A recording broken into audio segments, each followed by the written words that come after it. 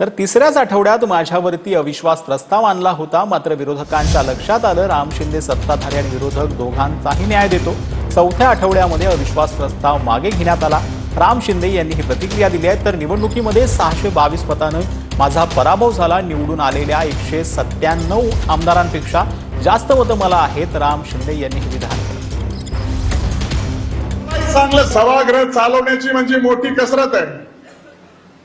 म्हणून ही सभागृह चालवत असताना माझ्यावरती तिसऱ्याच आठवड्यामध्ये अविश्वास देखील आला।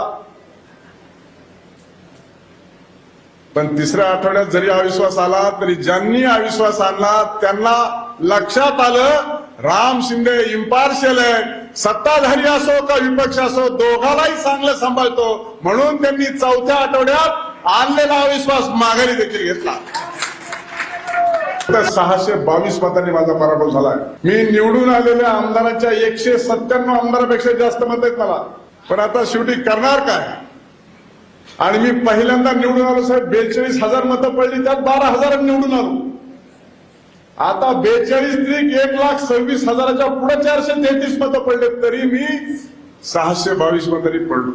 पण पक्ष असतो तर भाजप, माणूस लढला कसा, त्याच्यामुळं पक्षाने नेतृत्वाने दखल घेतली, एवढ्या मोठ्या पदावरती काम करण्याची संधी मिळाली।